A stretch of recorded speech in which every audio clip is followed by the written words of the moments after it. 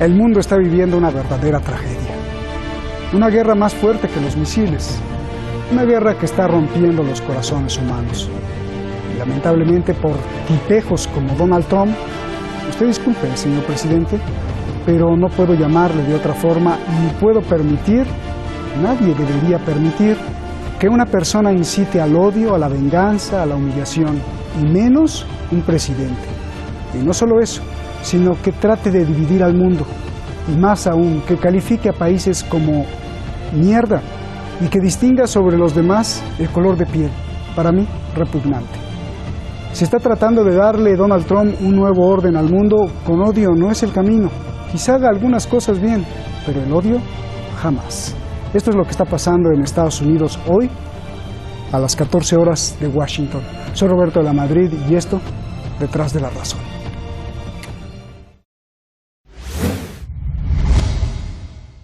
Con este vídeo, Donald Trump quiere que Estados Unidos odie a esta congresista, alertan muchos periodistas. CARE was founded after 9/11 because they recognized that some people did something. So you have no idea right now? There's another one. Another plane just hit. Some people did something.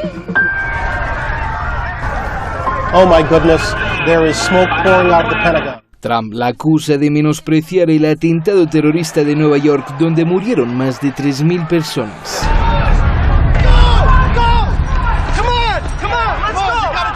Trump y los racistas reproducen estas imágenes una y otra vez para atacar a la congresista por haber dicho que los terroristas hicieron algo.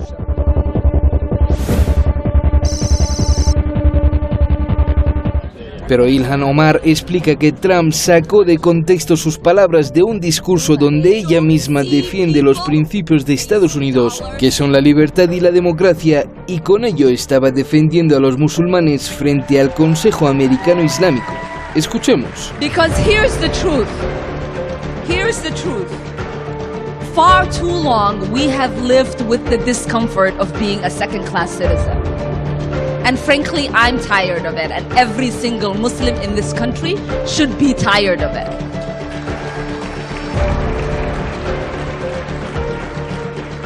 CARE was founded after 9/11 because they recognized that some people did something and that all of us were starting to lose access to our civil liberties.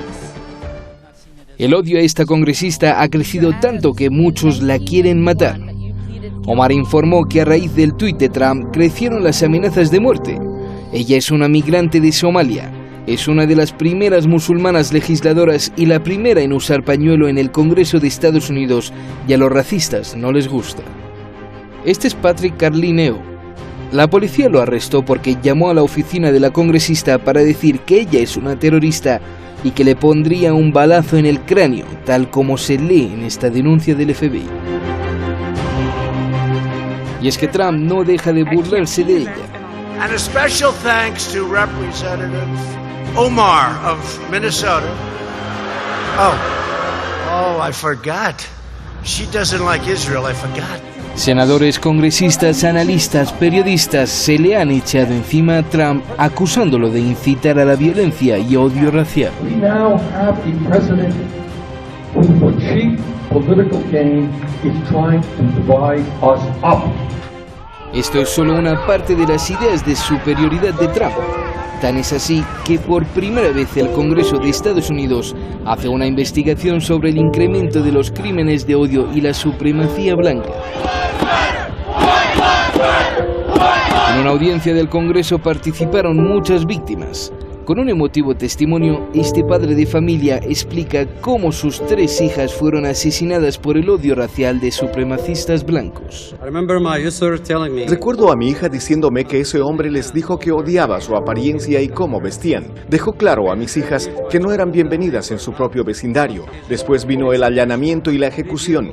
3 vidas brutalmente asesinadas. No hay duda que esto fue motivado por la intolerancia y el odio. En el Congreso se dijo que los ataques, la intolerancia y el odio hacia los migrantes mexicanos, centroamericanos y musulmanes se ha incrementado desde que Donald Trump pisó la Casa Blanca y apoya a los racistas.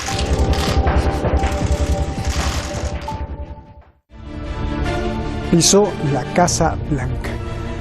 Muchísimas gracias al equipo de Detrás de la Razón, muchísimas gracias a todos ustedes. Tenemos hoy a Melissa Ruiz, responsable de Hogar Social en Madrid, en España, y en Chile a Pablo Jofré-Leal, analista internacional. Ahí se los vamos a poner ahora sí en pantalla.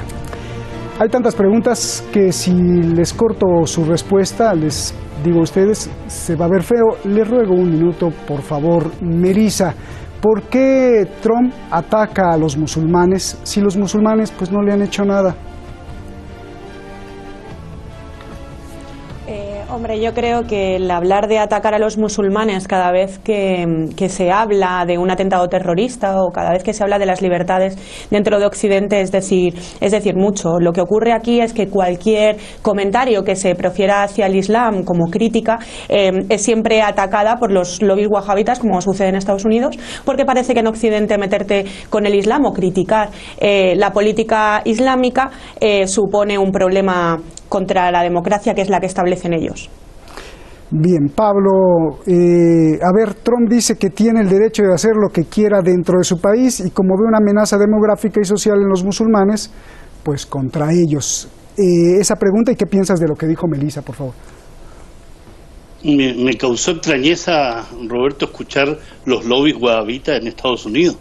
Los lobbies wahabitas en Estados Unidos son para favorecer la relación entre Arabia Saudí, que tiene su doctrina religiosa y política en el wahabismo, y no para tratar de defender la postura religiosa, sino que simplemente la alianza política y militar que tiene con Estados Unidos. Creo que ahí ella tiene una distorsión, la invitada de Madrid, respecto al lobby wahabita. Lo que hace Donald Trump no hay que desmerecerlo. No es que cada vez que alguien critique al Islam, aquí lo que hay es una crítica a la religión, a quien es musulmán, a quien es negro, a quien es mujer, a quien es inmigrante. Y eso se ha convertido en una postura clásica y crónica de Estados Unidos.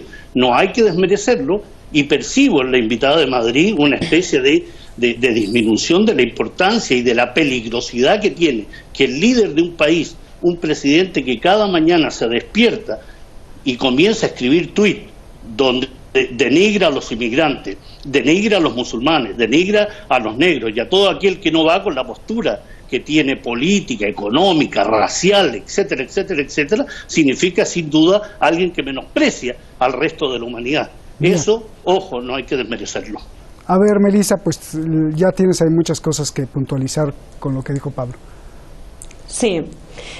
Lo que quería contestar a nuestro invitado en Chile es precisamente que el CAIR, la Comisión Américo-Islámica de Relaciones en Estados Unidos, que es además donde la congresista Omar dio estas declaraciones, y los que además se dedican a denunciar pública y legalmente ciertos ataques por una supuesta islamofobia cada vez que se ataca lo que ellos consideran la libertad de los musulmanes o su sensibilidad, es este grupo precisamente implantado en América el que ha sido financiado en muchos casos por Emiratos Árabes. Este país del Golfo les ha financiado en numerosas ocasiones, y además, dicho por muchos medios de comunicación y por muchísimos analistas políticos, es el brazo legal y mediático de los hermanos musulmanes, con lo que todo eso conlleva. Por tanto, sí se habla de lobby wahabita en el caso de este grupo, que es el que más denuncias públicas y legales profiere contra aquellos que osan a criticar el Islam o cualquier aspecto que suponga una incomodidad por parte de este colectivo minoritario y cada vez sin embargo tiene más peso. Pero además, yo no desmerezco lo que diga Trump. Creo que lo que dice Trump es verdad. La congresista dijo, algunas personas hicieron algunas cosas. Hombre, pues cuando ha sido el mayor atentado terrorista de la historia, creo que las palabras se quedan cortas y que puede ofender a muchas víctimas. Igual que si aquí en España cualquier persona dijera que en el 11M algunas personas hicieron algunas cosas, yo me sentiría tremendamente ofendida. Y creo que las palabras de Trump en este aspecto, en otros se puede discutir aparte, en este aspecto hay que entenderlo con la literalidad de lo que él dice. A ver, Melissa, primero, bueno, hay que puntualizar también que Trump se reúne y se sienta a hablar y a abrazarse con los príncipes de Arabia Saudí. Pablo, la réplica de lo que decía Melissa, creo que es importante, por favor. Vuelvo a insistir que es necesario que la invitada se aclare respecto a lo que es el wahabismo. El wahabismo es la doctrina política y religiosa de Arabia Saudí. Ahora acaba de introducir a los Emiratos Árabes Unidos en la discusión. Cuando tenemos claro que es el wahabismo la que rige en lo político, en lo social, en lo cultural, nos damos cuenta entonces que lo que hay aquí es simplemente una alianza entre Estados Unidos y Arabia Saudí. Dicho esto, aquí está claro que no se trata de minimizar lo que diga Donald Trump.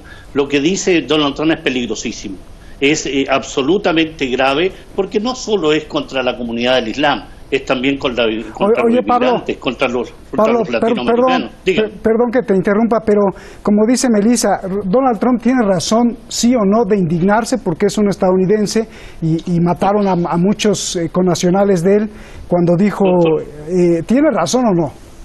No, ¿cómo va a tener razón? Alguna gente hizo algo, indudablemente en la literalidad de lo que ahí dice, está diciendo que alguna gente, y recordemos qué gente fue, de los 19 acusados, 15 son saudí, aliados de Estados Unidos. Recordemos toda la investigación que hay respecto al 11 de septiembre. Si fuese por alguna gente, Donald Trump debería recordar que parte importante de los acusados son de un país aliado de Estados Unidos, protegido por Estados Unidos. Indudablemente cualquier atentado de las características que sea el del 11 de septiembre o el de marzo en España, hay que condenarlo. Como hay que condenar también los 500.000 muertos en Siria, como hay que condenar el 1.000.000 de muertos iraquíes. Así que cuando ella dice el mayor atentado terrorista de la historia, discúlpame, Melissa, pero los mayores atentados terroristas de la historia están en Siria, están en Palestina diariamente, están en Libia, están en Irak. Ahí hay atentados terroristas permanentes donde la presencia norteamericana, aliados occidentales, Francia, Gran Bretaña, en algún momento tu propio país, España, han participado activamente del asesinato y el crimen de miles, de centenares de miles de personas. Ahí hay terrorismo. Y ahí son precisamente sociedades musulmanas que lógicamente deben sentirse atacadas por las palabras de un mandatario que suele atacar a los musulmanes, que suele defender, por ejemplo, al sionismo en Oriente Medio contra el pueblo palestino, que es un pueblo musulmán en un 98%. Así que hay que preocuparse de lo que diga Donald Trump, no minimizarlo, y las palabras de la congresista tendrá ella que asumir las críticas respecto a la literalidad de lo que dijo, pero aquí hay algo claro, la responsabilidad de Estados Unidos en gran parte de los actos terroristas en el mundo. Bien, a ver, Melissa, bueno, pues ahora ya te contestó Pablo, ahora me gustaría que le contestaras, porque pues Pablo nos dice que no tienes por qué indignarte, incluso si se tocara lo que sucedió allá en España, en Atocha, porque lo que dijo la congresista pues está en un plano sobre la reivindicación de los derechos de los musulmanes y no por no condenar el ataque terrorista del 11S. Por favor. Mira, por partes, a Pablo sí que le quiero dar la razón en varias cuestiones de las últimas que ha dicho. La principal, el papel de Arabia Saudí. Evidentemente a mí también me parece insultante que incluso cuando se ha demostrado que Arabia Saudí participó de forma activa por aquellos informes desclasificados en los atentados del 11 de septiembre, me parece insultante incluso para el pueblo americano que Trump, sin embargo, a la hora de negar la entrada en Estados Unidos a personas de origen musulmán, en el caso de Arabia Saudí no se les prohíba entrar y sea un eterno aliado, y es una lacra que tenemos en Occidente y desafortunadamente parece ser que la tendremos durante mucho tiempo, así como lo que has comentado con respecto a la política que se tiene tan indulgente con Israel. Eso me parece absolutamente condenable a mí también, pero es que yo creo que el problema que subyace a todo esto es la piel tan fina con la que tenemos que hablar cada vez que nos dirigimos a cualquier colectivo de origen musulmán. Eso creo que es el principal problema. El problema es que a los europeos, con los europeos se pueden hacer chistes, se pueden hacer cómics, se nos puede descalificar, se pueden burlar de nosotros,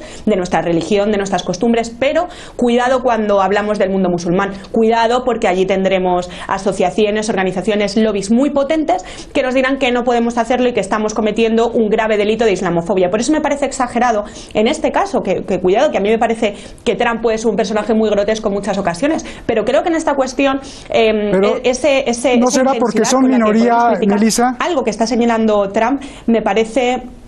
Pero no será porque sus argumentos no serán válidos porque son minoría. Melissa.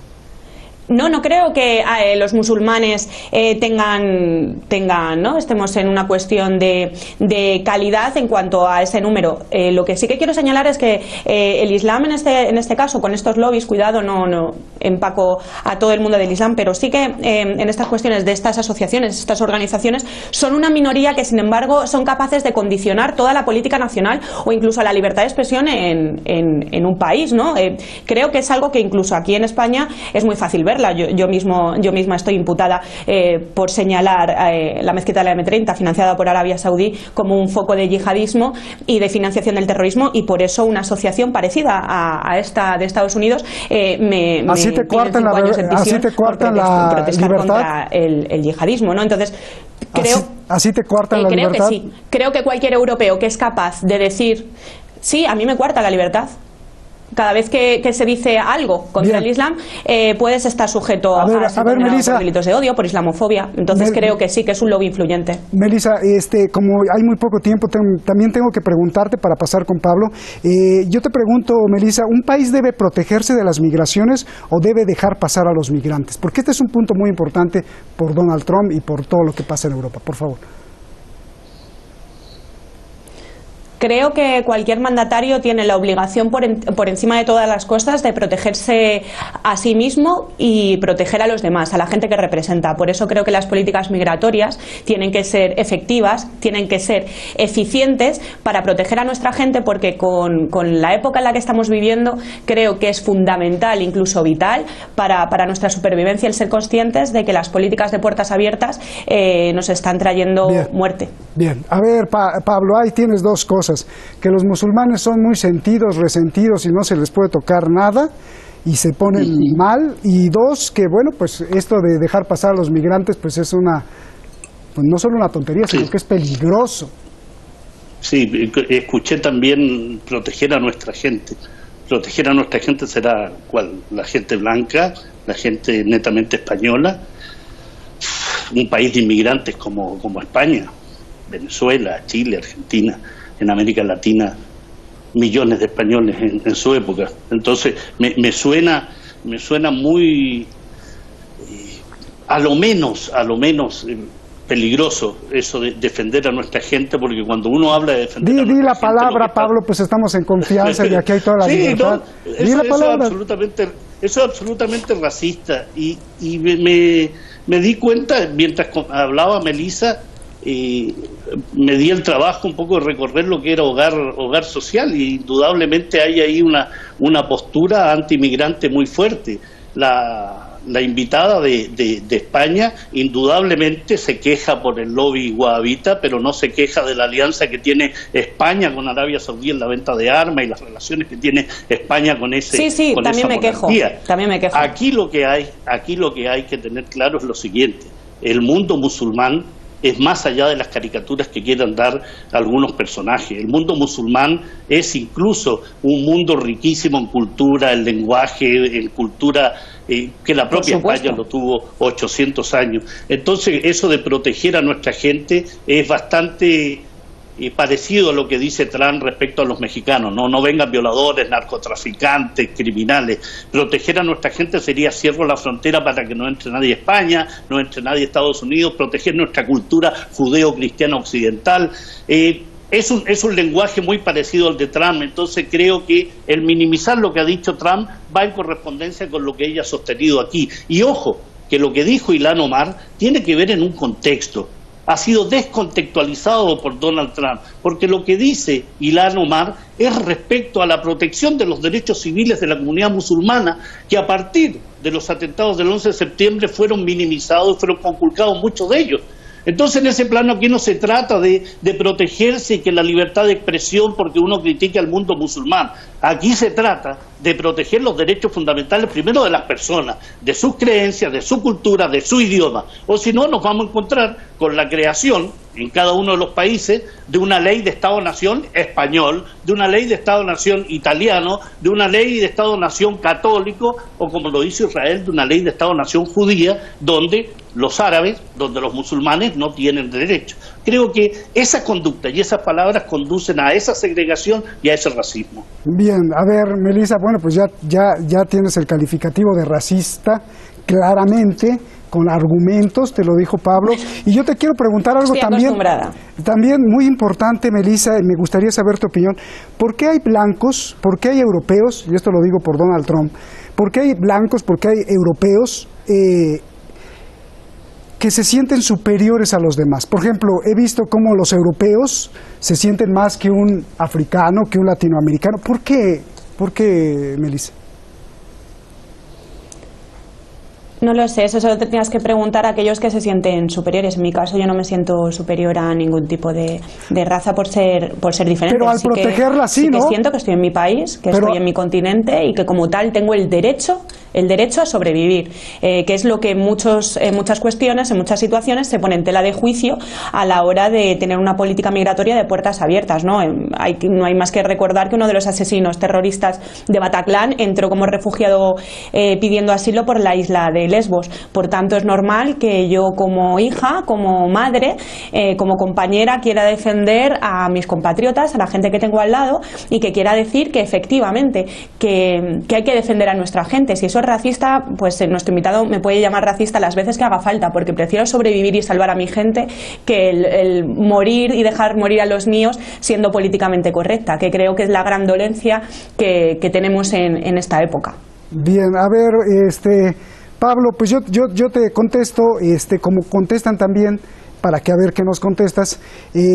¿Cómo le contestas tú a un supremacista blanco, europeo, cuando te dice que la prueba de que son mejores o que tienen que proteger a su gente es que allá en su país hay más riqueza y que son mucho más, son mejores que los demás o más fuertes, y la prueba es que ellos vencieron a los demás? Si los africanos, los latinoamericanos o de Medio Oriente fueran más poderosos, no nos dominarían y vencerían. Pero como no lo son, nosotros somos los que vencemos. ¿Cómo contestarías a un supremacista así?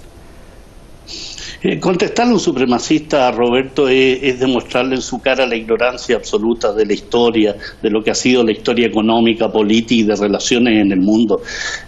No hay más que recordar, y te lo señalo ya que la invitada es de España, cómo los países europeos más desarrollados, ella habla de nuestra gente, de nuestro continente, los países más desarrollados de Europa consideran a los países productores de materia prima, como es el caso de Portugal, Irlanda, Grecia y España, como los países pig, ¿no? Los países cerdos, los países más deteriorados desde el punto de vista de sus relaciones comerciales. Hay ahí dentro de su continente, dentro de su gente, una concepción también racista respecto a los del sur.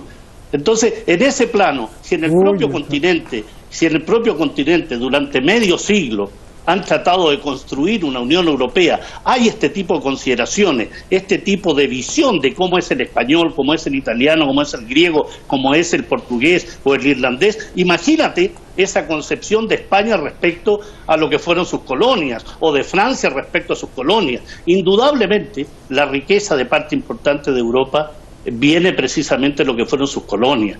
Y hay intereses, hay un agradecimiento indudablemente por el lenguaje, la cultura, un montón de aspectos, pero lo que nuestros países no deberían aceptar nunca más es el tipo de colonialismo absolutamente depredador que tuvieron los países africanos y los países latinoamericanos, y que se expresan en el día de hoy con estas transnacionales que siguen tratando de introducirse en nuestros países, y cuando no les resulta, entonces desestabilizan, generan inestabilidad, generan golpes de Estado, como lo que está sucediendo en países como Venezuela, ¿no?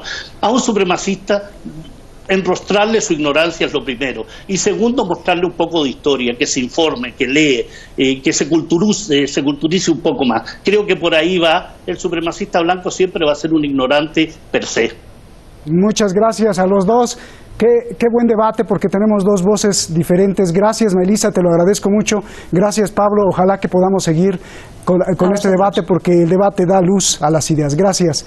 También habría que aclarar a los supremacistas que hay que respetar el tiempo, ¿no? Por ejemplo, ¿por qué algunos imperios son más poderosos que otros? Bueno, por ejemplo, el imperio azteca pues llegó muy tarde a colonizar o a establecerse en sus tierras, y el imperio chino pues ya tenía 4.000, 5.000 años antes. Bueno, el tiempo es también muy importante.